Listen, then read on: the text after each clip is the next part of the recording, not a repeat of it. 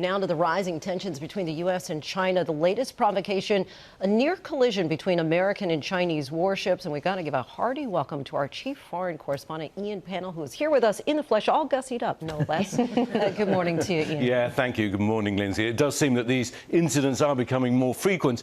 U.S. Defense Secretary Austin saying that we don't seek any conflict or confrontation, but nor do we flinch or move away from bullying. The Chinese, however, telling the U.S. to mind its own business, warning any severe confrontation between the U.S. and China would be a, quote, unbearable disaster for the world. This morning, increased tensions between the U.S. and China after a close call at sea. A Chinese warship intercepting a pair of U.S. and Canadian ships sailing through the Taiwan Strait. Video capturing the moment Saturday when the Chinese warship picks up speed, cutting in front of American destroyer USS Chung-Hoon by just 150 yards. The ship's wake coming dangerously close to the destroyer's bow. The captain of the Canadian vessel saying the Chinese sailors called the American ship, telling them to move or there'd be a collision.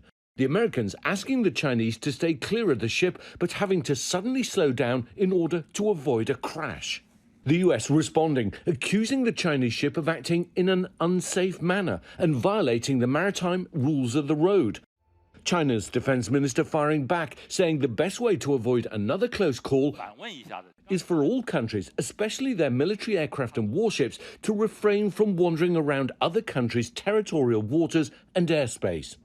This incident, the latest to raise tensions. Just last week, a Chinese fighter jet coming within 400 feet of a US reconnaissance plane over the South China Sea.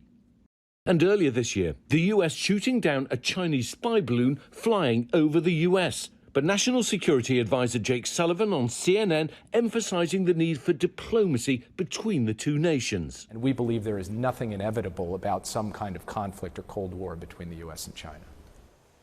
Well, overnight, the State Department's most senior diplomat for East Asia landing in Beijing. This is the fourth high-level meeting between the Chinese and the US in as many weeks, with CIA Director Burns secretly going to China in May. But, George, make no mistake, the tensions are very real, as is the need to avoid any real-world military clash between the two. No question about that. Thank you, Ian. Well, hey there, GMA fans. Robin Roberts here. Thanks for checking out our YouTube channel. Lots of great stuff here. So go on, click the subscribe button right over here to get more of awesome videos and content from GMA every day, anytime. We thank you for watching, and we'll see you in the morning on GMA.